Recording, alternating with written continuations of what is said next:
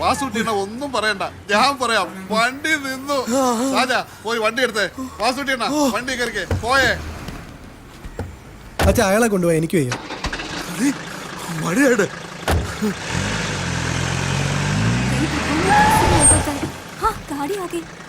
ഇത് അവന്റെ വണ്ടിയാ. ഹിന്ദി പറഞ്ഞാലും മലയാളം പറഞ്ഞാലും ഞങ്ങൾ ഈ വണ്ടിയെ കയറില്ല.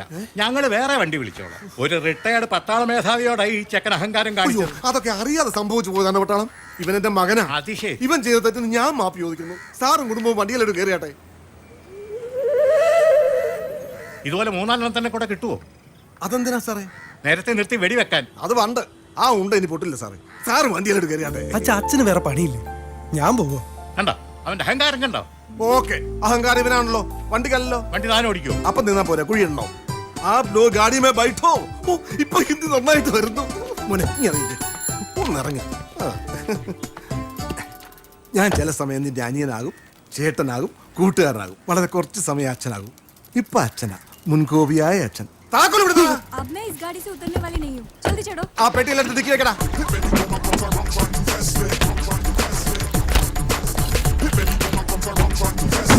നിന്റെ ഏട്ടനാ കിടക്കുന്ന അച്ഛന്റെ മൂത്ത സന്തതി മിണ്ടാപ്രാണിയാ, സൂക്ഷിച്ചോണേ.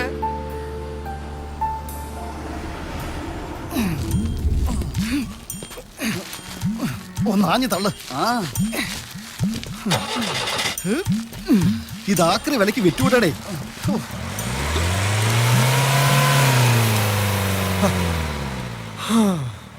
താങ്ക് യു ചേട്ടാ. ടൗണിൽ ഏത് വഴി പോയാലും ഈ വണ്ടി കണ്ട ഒന്ന് തള്ളേണ്ടി വരും. ഇന്നൊരു വ്യത്യാസമുണ്ട്. അച്ഛന് പകരം മകൻ. ഇത് കൊണ്ട് കളയാൻ പറഞ്ഞ അച്ഛൻ കേക്കില്ല. നാട്ടുകാർ എന്നോട് നിന്നെ കൊണ്ട് കളയാൻ പറഞ്ഞാൽ ഞാൻ കേക്കോടാ എന്നാ അച്ഛൻ ചോദിക്കുന്നു. ശരി ശരി, ഞങ്ങൾ പോയി ഈ 2 ബുൾസൈ അടിക്കട്ടെ. ഓ ശരി ചേട്ടാ.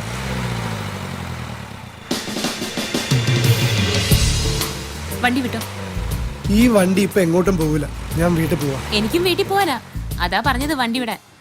ഇത് എന്റെ വീട്ടിലോട്ടാ പോകുന്നത്. വേറെ വണ്ടി വിളിച്ച് പോയാ എന്താ? ചൂടാവാതെ.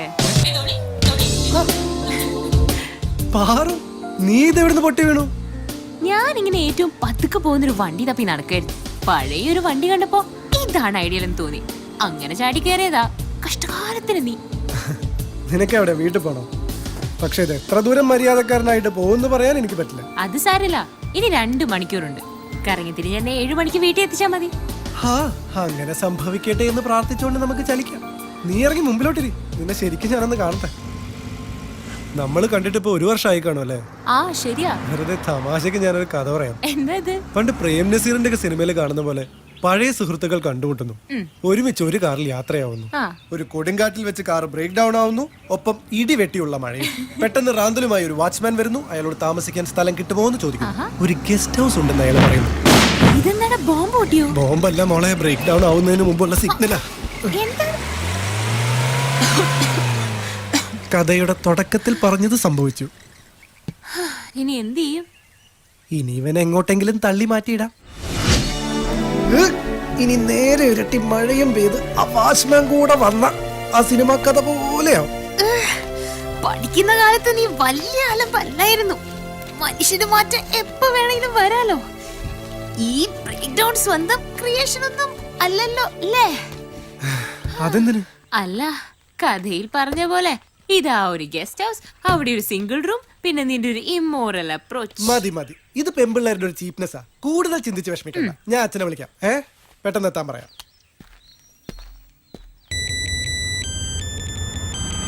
എന്താ മോനെ, നിന്റെ ഏട്ടനെ കൊണ്ട് നീ വീട്ടിലെത്തിയോ? അല്ല, ഒരു കാട്ടിലാ എത്തിയത്. അച്ഛനത് എവിടെയാ? പെട്ടെന്ന് വാ. ഞാനൊരു സവാരി വിളിച്ചോണ്ട് പോന്നതാ. വഴിക്ക് വെച്ച് അച്ഛന്റെ മൂത്ത മോനൊരു ബോധക്ഷയം. അല്ല, ചത്തെന്നാ തോന്നുന്നു. എന്നാ പിന്നെ ഒരു രാത്രി നീ എവിടെ കഴിച്ചു കൂട്ട്. അച്ഛനാ ഒരു കോഴിക്കോട്. ഹലോ, ഒന്ന് പതുക്കെ പറ. മറ്റന്നാളെ വരൂ. നല്ല മോനല്ലേ, അച്ഛനോട് സഹകരിക്ക്. അയ്യോ അച്ഛാ, എന്റെ കൂടെ ഉള്ള ഒരു പെൺകുട്ടിയാ. അപ്പൊ മോനെ, നിന്റെ മാനം പോകാതെ സൂക്ഷിച്ചോണം. ദൂരോട്ട് മാറി നിന്നാ മതി, അല്ല നിന്നെ കയറി പിടിക്കും. അച്ഛനത് എന്തായി പറയുന്നത്? കോഴിക്കോട് കളഞ്ഞിട്ട് പെട്ടെന്ന് വാ. അത് പറ്റാത്ത കാര്യമാണല്ലോ. നീ ഒരു കാര്യം ചെയ്യ, സഹകരിക്കുന്ന കൊച്ചാണെങ്കിൽ അവളെ കാര്യം പറഞ്ഞ് മനസ്സിലാക്ക. പിന്നെ ഒരു രാത്രി സുഭിക്ഷമായിട്ട് കഴിയാവുള്ളൂ ഞാൻ കാരണത്ത് കരുതിയിട്ടുണ്ട്. അപ്പൊ ഓക്കെ മോനെ, എൻജോയ്.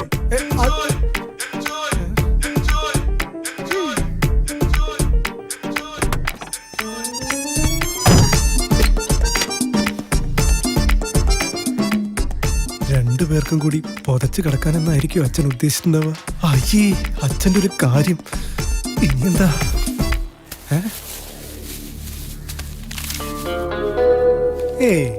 ഇതായിരിക്കില്ല. എങ്കിൽ ഞാൻ അച്ഛനെ വെറുക്കും.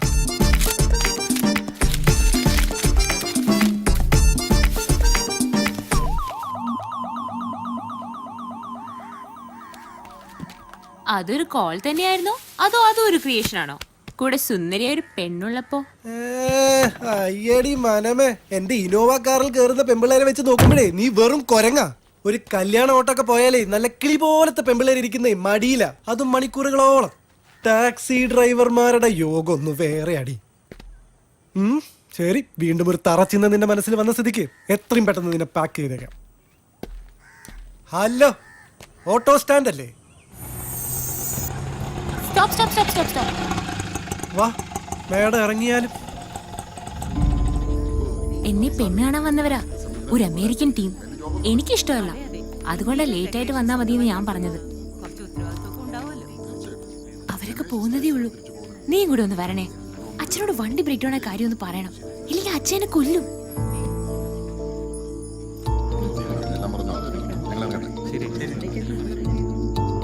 ഹലോ, നീ ഒന്ന് കൂടെ വരുമോ? അത് വേണ്ട. ഒരു പെണ്ണിനെ കൊണ്ടുപോയി പഴപ്പിക്കാൻ നോക്കി ഈ വൃത്തികെട്ടവൻ വന്ന് പറഞ്ഞിട്ടൊന്നും ഒരു കാര്യമില്ല. ഓ സോറി സോറി സോറി. പോരെ. കൂടെ ഒരു പെൺകുട്ടി ഉണ്ടെന്ന് പറഞ്ഞപ്പോ എന്റെ അച്ഛൻ എന്താ പറഞ്ഞെന്നറിയോ? സൂക്ഷിക്കണേ മോനെ, അവള് കയറി പിടിക്കുന്നു. അത്രയ്ക്ക് നല്ല മോനായത്, അറിയോ? ആ അച്ഛനെ ഒന്ന് കാണാൻ പറ്റുമോ? എന്തിനാ? സ്നേഹത്തോട് രണ്ട് തെറി പറയാനാ. പെൺകുട്ടികളെ കുറിച്ച് ആൾ ഇങ്ങനെയാണോ തിരിച്ചു വെച്ചിരിക്കുന്നത്?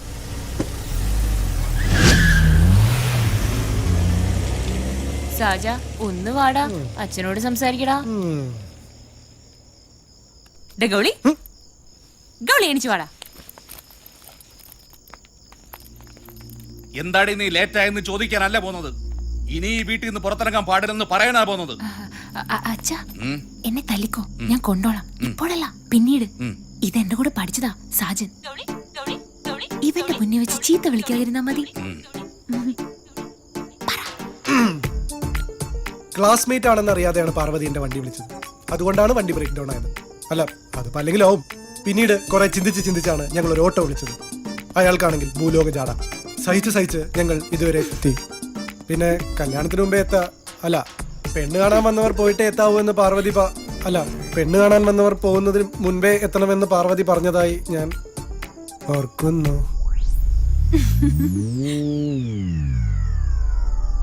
പാറുമോള് പറഞ്ഞൊക്കെ പറഞ്ഞു കഴിഞ്ഞെങ്കിലേ മോനിനി പൊയ്ക്കോ. വലിയ ഉപകാരം. Thank you. എന്നെ കൊണ്ട് ഇത്രയൊക്കെ പറ്റുള്ളൂ. അപ്പൊ എല്ലാവർക്കും ഗുഡ് നൈറ്റ്. Good night. നിക്ക് നിന്നെ അകത്തോട്ട് വിടണോ വേണ്ടോന്ന് ഞങ്ങളൊന്ന് ആലോചിക്കട്ടെ. ഇത് നിങ്ങൾ രണ്ടുപേരും കൂടെ എടുത്ത തീരുമാനമാണോ? അതെ. എങ്കിലൊരു ചെറിയ മാറ്റം വരുത്താനുണ്ട്. ഇപ്പൊ ടൈം 8:30, എന്റെ ഡിന്നർ ടൈമാണ്. നമുക്ക് ഒന്നിച്ചിരുന്ന് ആഹാരം കഴിച്ച് ആലോചിച്ചിട്ട് തീരുമാനിക്കാം. വന്നോളൂ. വരൂന്നേ, ചെല്ലൂന്നേ. ഒറ്റ